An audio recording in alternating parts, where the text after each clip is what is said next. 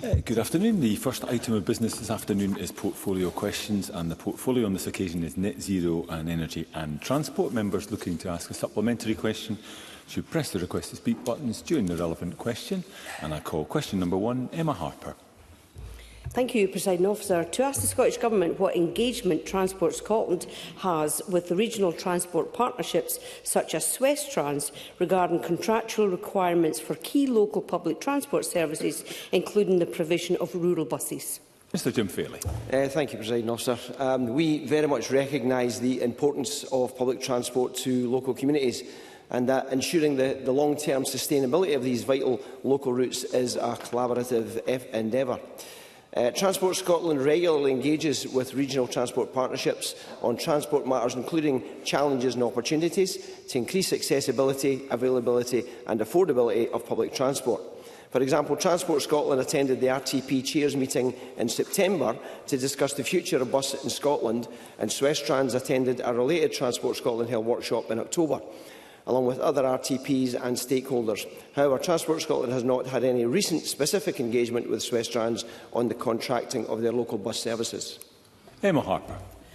Thank the Minister for that answer. I've been contacted by many constituents who rely on the 500 bus service, which serves communities from Stranraer to Dumfries, with many travelling for hospital appointments, employment and social events. The journey can take in excess of 3 hours, and there's no toilet on the bus. And if there is a toilet, it can often be locked because the transport body, Swestrans, has never included a toilet in the contract. Does the Minister agree that this is unacceptable, and could he suggest whether some kind of guidance to regional transport partnerships could be created to ensure that this situation is rectified and that it doesn't happen in other parts of Scotland? Minister.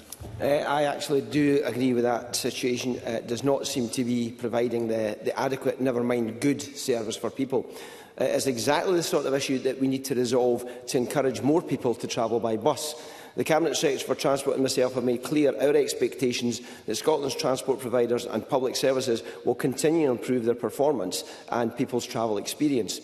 The adequate provision of toilets during journeys is clearly a fundamental part of that. So I'd be very happy to meet the member to discuss solutions to this situation in Dumfries and Galloway.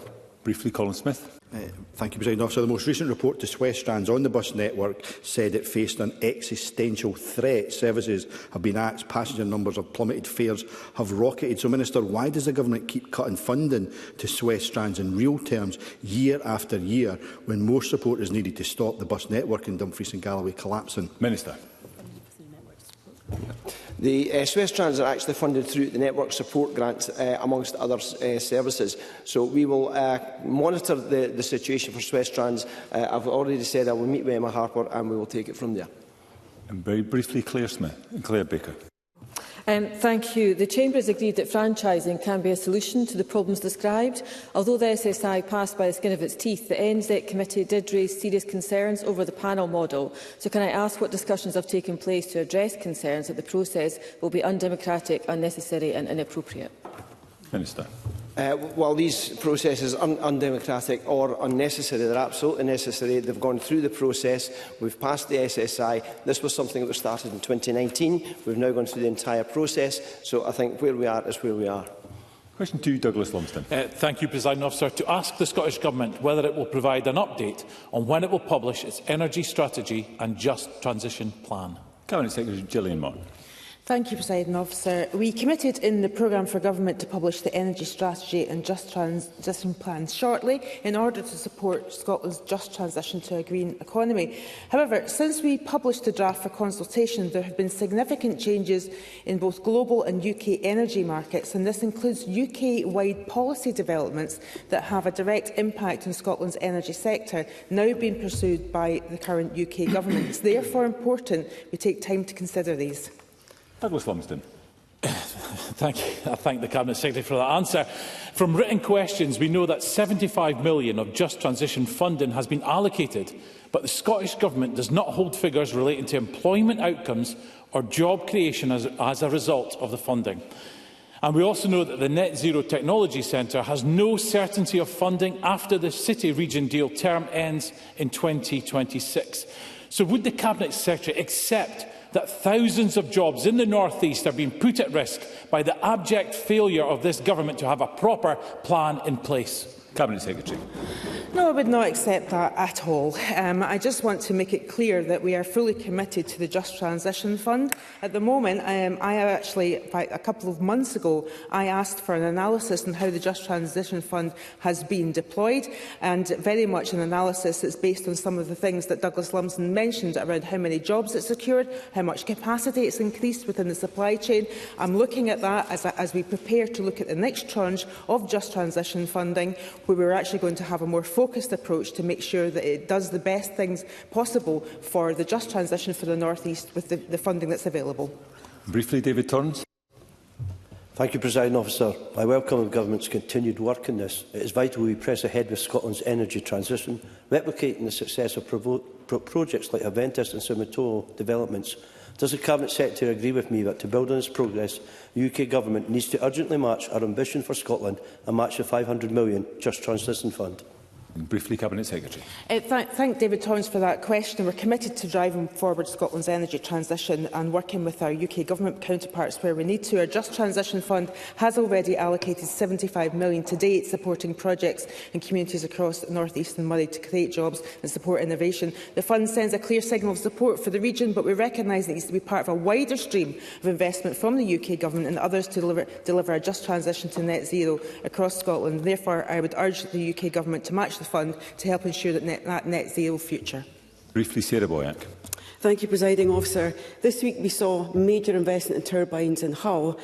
When are we going to get manufacturing on those issues in Scotland? Does the Cabinet Secretary not accept repeated delays to the energy strategy?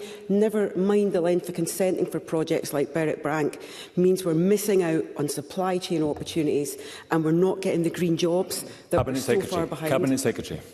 Well, there already are, Ms Boyack will be aware, we're already, through our inward investment programmes and SDI, Sumitomo are building a cable factory at Nigg. We've also committed in the onshore wind plan that there is going to be a remanufacturing site for blades for turbines as well. This is just the start of the transition, and also it's the start of the ScotWind licensing developments happening as well. So I expect much more of this to come. Question 3, Evelyn Tweed. Thank you, Presiding Officer. To ask the Scottish Government how it is engaging with the growing heat pump industry in light of the potential role that heat pumps can play in helping to achieve net zero. Minister Alistair Allen. As well as the substantial funding we provide for individuals and social landlords to install heat pumps, that is helping to grow supply chains. We are supporting business to develop the skills and accreditation needed to grow our qualified installer base. This includes our Green Heat Installer Engagement Programme delivered by Energy Saving Trust, which provides assistance and support to help them to participate fully and effectively in the clean heat supply chain. Our enterprise agencies also work closely with manufacturers and installers to support their growth in Scotland. Evelyn Tweed. ERA, a Swedish heat pump specialist, recently opened a hub in Stirling and is set to become a big employer in my constituency. To ask the Scottish Government what steps it is taking to ensure that opportunities are available for engineers to reskill to work in this growing industry. Minister. I certainly welcome the opening of ERA's Scottish Hub, supporting Scotland's current and future workforce to develop the skills needed for the net zero transition is a priority for this Government. Many of Scotland's colleges, as well as independent training providers, offer heat pump training. We have invested in a mobile training centre for heat pump installation to ensure that training is equally available across all geographic areas.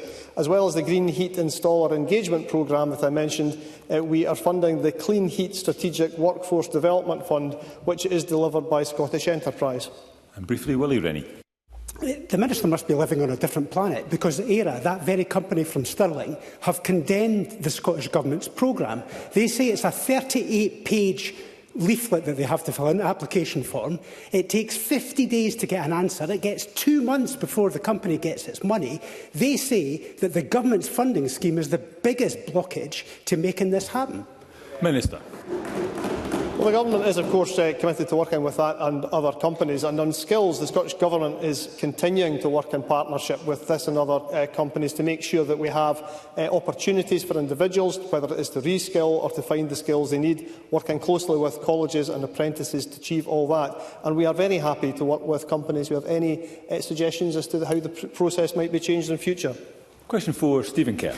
To ask the Scottish Government whether it will provide an update on its position regarding investment in the future of Scotland's nuclear industry.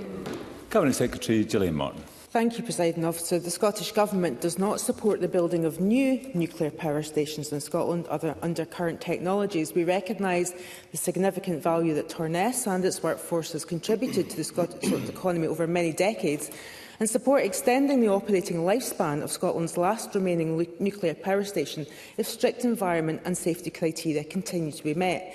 Decommissioning Scotland's nuclear sites will also take decades and will require the retention of a highly skilled workforce. Our National Planning Framework 4 supports the redevelopment of Hunterston and Chapel Cross sites and notes opportunities to repurpose existing assets to create greener jobs. Stephen Kerr. Well, Presiding Officer, I think the Minister should keep up with Brussels, because the Council of EU Member States agreed months ago that nuclear power is a strategic technology for EU decarbonisation. She needs to read the EU Renewable Energy Directive. It's astonishing that the SNP keep peddling this blatant anti-science misinformation. So, my question, what assessment has the Minister made of how much carbon could be removed from our energy production if we use nuclear energy? Cabinet Secretary. So I've stated my government's view on nuclear energy, and regardless of what has been said in the EU, there's a lot of member states in the EU that are actually ceasing to use nuclear energy and want to phase it out. I give the example of Germany. But I'd also point Stephen Kerr to the words of some academics across UK, France and Japan, Professor Steve Thomas, Dr Paul Dorfman, Professor Ramana, Professor Lovins. In a statement they said that after more than 60 years of commercial history, nuclear power is getting further from, not nearer to, being able to survive without massive public subsidies. It added that constructing new plants takes considerably longer than the renewable equivalents, according to the UK Government's regulated asset-based model. We believe that Scotland is rich in renewable resources that will be able to be deployed far quicker than any new nuclear plants. And briefly, Gordon MacDonald. Thank you, Presiding Officer. EDF earlier this year reported that under the worst-case scenario, Hinkley Point C could now cost £47.9 billion to complete, compared to the 2016 estimate of £18 billion.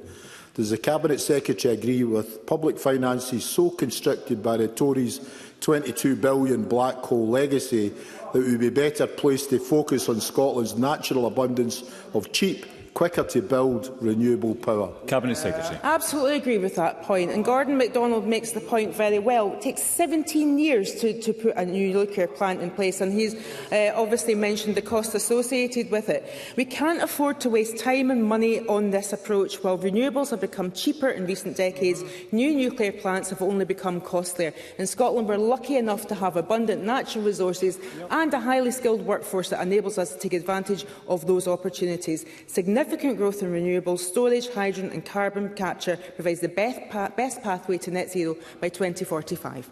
Question 5, Megan Gallagher. Thank you, Presiding Officer. To ask the Scottish Government what discussions the Net Zero Secretary has had with ministerial colleagues regarding mitigating fire risk from battery energy storage systems in light of the role that battery storage can play in the future energy mix of Scotland. Minister Alistair Allen. The Cabinet Secretary for Net Zero and Energy regularly discusses with ministerial colleagues a range of issues relating to the future energy mix of Scotland, including engaging on the safety and regulatory processes around battery energy storage sites. Where new development proposals come forward, our fourth National Planning Framework ensures the impacts of proposals on communities and nature, including cumulative impacts, are important considerations in the decision-making process. All applications are subject to site-specific assessments. The Scottish Fire and Rescue Service continually reviews and develops its operational response to any new and emerging technology to keep communities safe and ensure the highest level of preparedness. Megan Gallagher. Residents and community councils are voicing their concerns over plans for battery energy storage systems due to emergency crews not having the right equipment to deal with potential fires. I've recently met with a developer regarding this and have raised issues over fire safety. A lot of these developments are in close proximity to residential areas, leaving many communities, including those in my own region, very concerned. To reassure residents and communities, there needs to be clear guidance on fire safety to improve the policy and procedures of battery energy storage systems as it is dated. So I'm asking the Minister whether he will commit to look at existing legislation and guidance to improve fire safety standards for these particular types of energy storage developments. Minister. Well, the Government listens closely to all stakeholders, not least the fire and rescue services I mentioned on that matter. And I should say that all applications are subject to site-specific assessments. And the cumulative impact I mentioned is relevant because it is the cumulative impact of energy development proposals which are also required to be considered through statutory environmental impact assessment processes. In short, I take seriously the issues the member has raised, and the Government does make sure that communities are engaged at an early stage and can meaningfully influence all such proposals. Very briefly, Colin Beattie. Expanding energy storage comes hand in hand with increasing renewable energy technology, and both will play a vital role in Scotland's future energy mix. Can the Minister say any more about how the safety of these developments is assessed and planned so we can deliver a secure net zero future for our communities? Briefly, Minister. Well, as I mentioned, all applications are subject to these assessments, and the impacts of energy development proposals are also required to be considered closely.